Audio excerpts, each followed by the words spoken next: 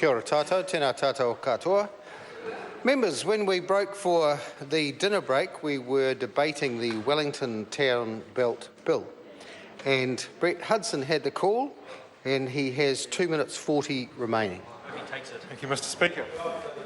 Brett Hudson. Thank you, Mr Speaker. So as I was talking about the town belt around Mount Victoria, effectively, Mr Speaker, it rings the inner harbour around to Te Ahomairangi, which, as Mr Robertson pointed out, is on the border of the Ohariu electorate.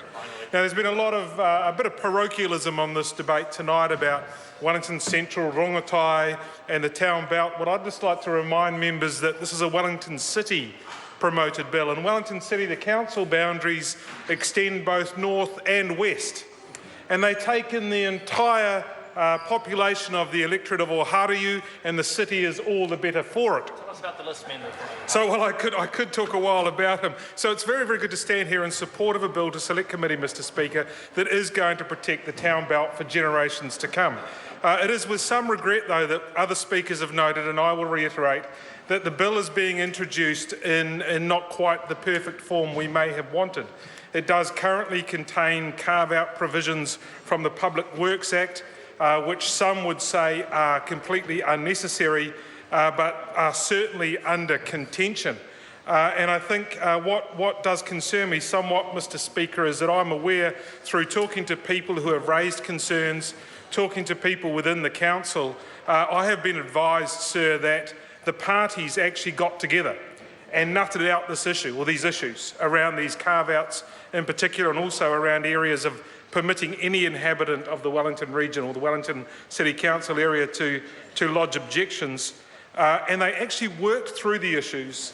They sought and found solutions, sir. They actually found the drafting that would address the issue.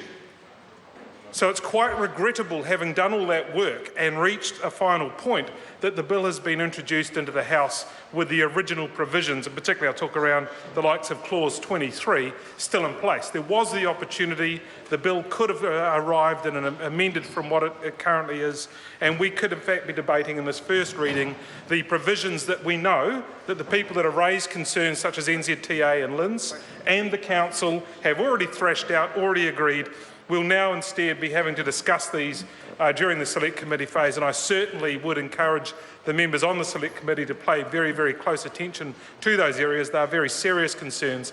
There are things that need to be addressed. But I'm very hopeful, sir, that at the end of that process, we will see a bill that will go through a successful second and third reading to be enacted. I support this reading of the Wellington Town Bill. Very good. Very emotional.